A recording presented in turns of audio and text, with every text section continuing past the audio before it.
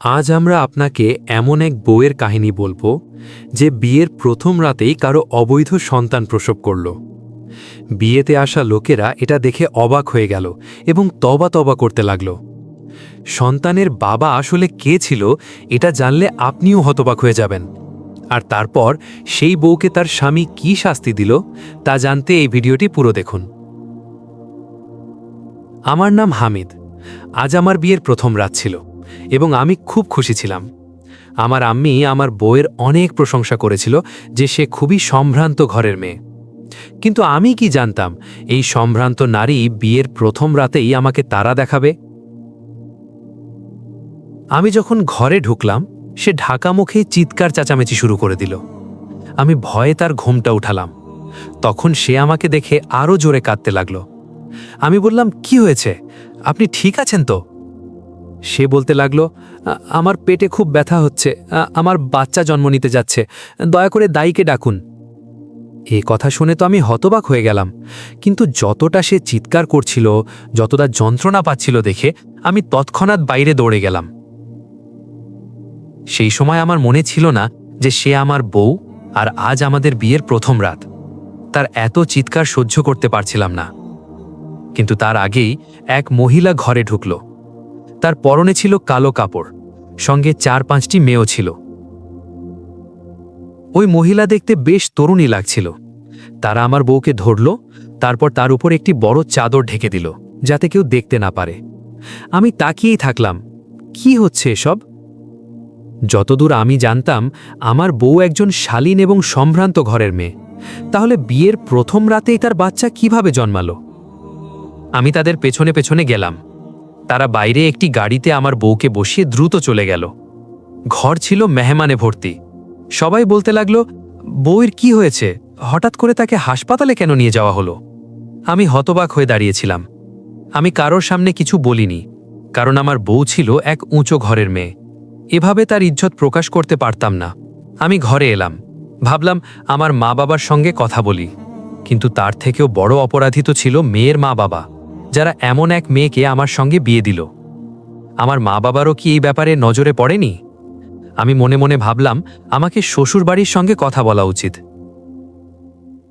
আমি আমার বউয়ের বাবাকে ফোন করলাম। তিনি ফোন ধরলেন।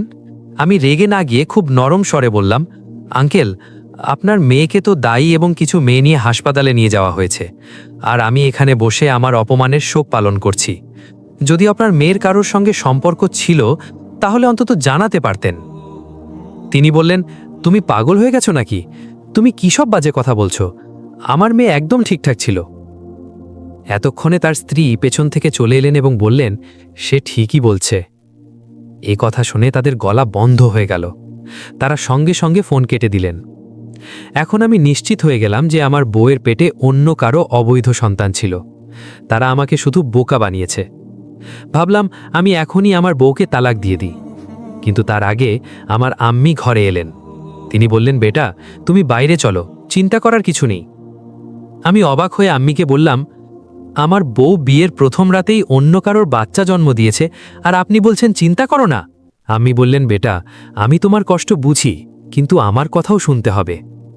আমি বললাম, ঠিক আছে আম্মা, আমি তো সারা জীবন আপনাদের কথাই শুনে এসেছি, এবারও শুনে নেব। আমি কি কোনো খেলনা? আমার জীবন নিয়ে কেউ ভাবে না? আম্মি বললেন, আরে বেটা, মেয়েদের মতো কাঁদছো কেন? আমি তোমার ভালো চাচ্ছি। বাইরে চলো, তোমার শ্বশুরবাড়ির লোক এসেছে তোমার সঙ্গে কথা বলতে। আমি বললাম, আম্মি, আমি ওদের সঙ্গে কি কথা বলবো? এখন তারা এসে বলবে আমাদের মেয়ের ইজ্জত রক্ষা করো, মাফ করে দাও। আম্মি বললেন, এমন কিছু না, তুমি শুধু বাইরে চলো এবং তোমার আব্বার কথা শোনো। আমি বললাম, আব্বা কি চান? আম্মি বললেন, তুমি হাসপাতালে গিয়ে তোমার বউয়ের খোঁজ নাও এবং যে বাচ্চা তার পাশে পড়ে থাকবে তাকে কোলে তুলে নিয়ে সবাইকে দেখিয়ে বলো এটা আমার সন্তান। আমি বললাম, আম্মি, আপনি হুঁশে তো আছেন? আপনারা আমার মা বাবা নাকি শত্রু? আমি কেন অন্য কারোর অবৈধ সন্তানকে গ্রহণ করব? এটা হতে পারে না। আম্মি বললেন, বেটা, আমরা যা বলছি সেটাই তোমাকে করতে হবে। তোমার কসম করে বলছি, যদি তুমি আমাদের কথা মানো তাহলে যখন তুমি ঘরে আসবে আমি তোমাকে সব কথা বলবো। তারপর তুমি যা বলবে সেটাই হবে। আমি বাধ্য হয়ে বললাম, ঠিক আছে, আমি যাচ্ছি।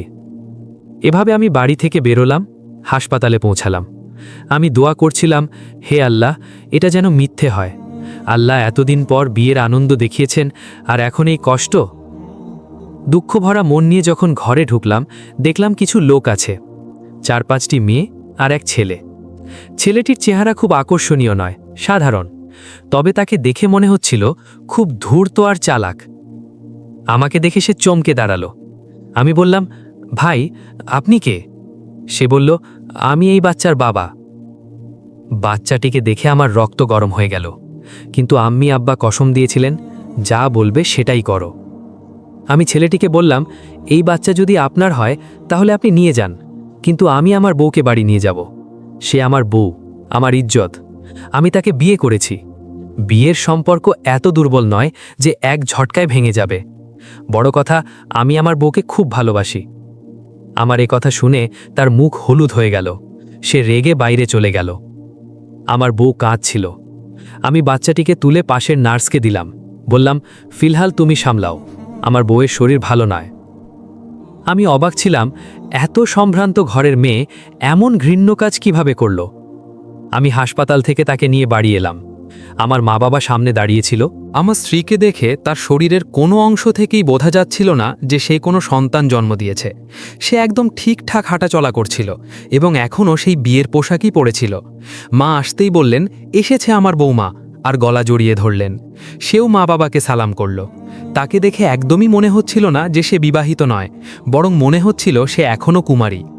আমার মা তাকে খুব আদর করে নিজের পাশে বসালেন। তখন আমার মা বাবার প্রতি আমার খুব ঘৃণা হচ্ছিল। মনে হচ্ছিল হয়তো তারা ধনী পুত্রবধূর লোভে পড়ে তার সঙ্গে ভালো ব্যবহার করছে, যা তাদের করা উচিত না। আমার স্ত্রী একটা বড় ভুল নয়, বরং একটা বড় গুনাহ করেছে, যার শাস্তি তাকে পেতেই হতো। কিন্তু মা তো তাকে এমনভাবে আদর করে পাশে বসাচ্ছিলেন যেন সে খুবই পবিত্র ও পরেজগার মেয়ে। আমার খুব অদ্ভুত লাগছিল। তখনই আমাদের বাড়িতে একটা মহিলা প্রবেশ করল, সঙ্গে একজন পুরুষও ছিল। দেখে মনে হচ্ছিল তারা স্বামী স্ত্রী। আমার স্ত্রী বলল, এরা আমার বোন আর দুলাভাই। তাদের হাতে একটা বাচ্চা ছিল। এসেই তার বোন তাকে জড়িয়ে ধরে বলল, বোন, তোমাকে অনেক অনেক ধন্যবাদ। তুমি আমার ওপর অনেক বড় উপকার করেছ। আমি জীবনে কখনো তোমার এই উপকার ভুলব না। যদি এই সন্তান না হতো তাহলে আমি আজই তালাক নিয়ে বাবার বাড়ি চলে যেতাম।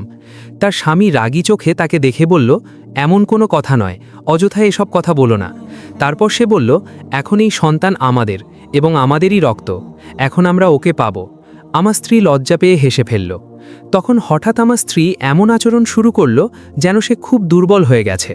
আমার জন্য ইয়াখনি আনো, আমি দুর্বলতা বোধ করছি, মাথা ঘুরছে। তার কথা শুনে মা সাথে সাথেই উঠে পড়লেন এবং বললেন, হ্যাঁ হ্যাঁ, কেন নয়, আমি এখনই আমার বৌমাকে গরম গরম ইয়াখনি এনে দিচ্ছি। আফিনাল, আমার বৌমা এত সুন্দর ছেলে জন্ম দিয়েছে। এই কথা শুনে আমার রক্ত ফুটে উঠল। এই মাকে কি হয়ে গেছে? টাকার লোভে একেবারে পাগল হয়ে গেছে মনে হয়। আমি মায়ের পেছনে কিচেনে চলে গেলাম।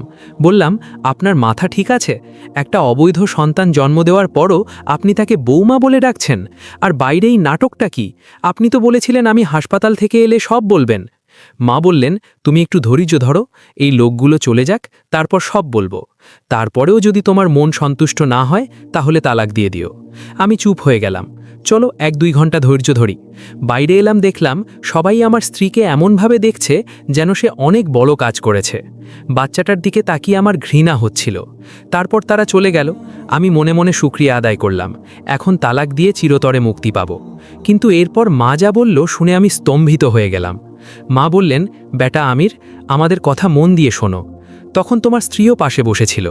মা বললেন, তুমি এখন নিজেই বলো, তোমার স্ত্রীকে দেখে কি মনে হয় সে সন্তান জন্ম দিয়েছে? আমি স্ত্রীকে ভালো করে দেখে বললাম, আমার কি করে জানব? অপরাধী নিজেই জানে সে কি করেছে। মা বললেন, হ্যাঁ বেটা, কিন্তু সন্তান জন্ম দেওয়া কোনো অপরাধ না, বরং তার জন্য অনেক কষ্ট সহ্য করতে হয়। তুমি কি তার মুখে, শরীরে কোথাও কোনো চিহ্ন দেখছো যে সে গর্ভবতী ছিল? আমি কিছুই বুঝতে পারছিলাম না, মাথা ঘুরছিল। রাগে আমি উঠে দাঁড়িয়ে বললাম, এটা কি নাটক করছেন? যা বলার স্পষ্ট করে বলুন। একদিকে বলছেন এই সন্তান ওর, আর মেয়েটাও বলেছিল ওর সন্তান আসছে, আর সেই প্রেমিকও হাসপাতালে ছিল যে বলছিল বাচ্চাটা ওর, আর এখন আপনি বলছেন ও গর্ভবতীই ছিল না। মাকে রেগে দেখলে মা বললেন, বেটা বসো, সব বলছি। আসলে ওই সন্তান ওর ছিল না। আমি বললাম, আমি এতটা বোকা না আপনি বলবেন সে পবিত্র মেয়ে আর আমি মেনে নেব। মা বললেন, আমির, ওই মহিলা যে এসেছিল তার সঙ্গে তো তুমি দেখা করেছিলে। তারপর আমার স্ত্রীকে বললেন, বেটি, তুমি নিজেই আমার ছেলেকে সব সত্যি বলো। আমার স্ত্রী বলল, আমি জানি আপনার খুব খারাপ লেগেছে, কোনো স্বামী এটা সহ্য করতে পারে না। আমি ছোট ছিলাম যখন আমার বড় বোনের বিয়ে হয়ে যায়। তাকে ছাড়া আমার পৃথিবীতে কেউ প্রিয় ছিল না। মা সবসময় অসুস্থ থাকতেন, তাই আমি সময় কাটাতাম বোনের সঙ্গে। সে আমার জন্য মা সম ছিল। তার বিয়েতে আমি কাঁদতে কাঁদতে খাওয়াও বন্ধ করে দিলাম। ধীরে ধীরে বুঝলাম সে এখন নিজের পরিবারে সুখী। তার বিয়ের 5 বছর পার হয়ে গেল, কিন্তু কোনো সন্তান হলো না। একদিন সে বাড়ি এসে খুব চিন্তিতভাবে বলল, আমার শাশুড়ি সারাক্ষণ বাচ্চা না হওয়ার জন্য তিরস্কার করেন। আমি তাকে সান্ত্বনা দিলাম, কোনো সমাধান খুঁজব। আমি বললাম, তুমি তোমার স্বামীকে বলো আমরা একটা সন্তান দত্তক নেব। বোন রাজি হলো। স্বামীকে বলল, কিন্তু সে বলল, আমরা কেউ পরের সন্তান নেব না। যদি তোমার আত্মীয় স্বজনের কেউ নিজের রক্তের সন্তান দিতে পারে তাহলেই ঠিক আছে। সে জেঠির বউ, দেওরানীদের দিকে তাকালো, কেউ রাজি হলো না। তখন বোন হতাশ হয়ে আমার কাছে এলো। আমি আব্বুকে বললাম, আমার বিয়ে দিন। তখনই আপনার সঙ্গে আমার সম্পর্ক ঠিক হলো।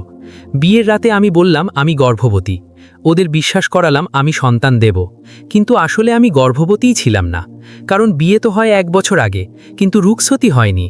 আপনি তো আমাকে ছুঁয়েও দেখেননি। আমি শুধু এইভাবে নাটক করলাম যেন সবাই ভাবে আমি সন্তান জন্ম দিয়েছি। আমি বললাম, যদি এই সন্তান তোমার না হয় তাহলে কার? মা বললেন, বেটা, সেই সন্তান তোমার বোন নাদিয়ার।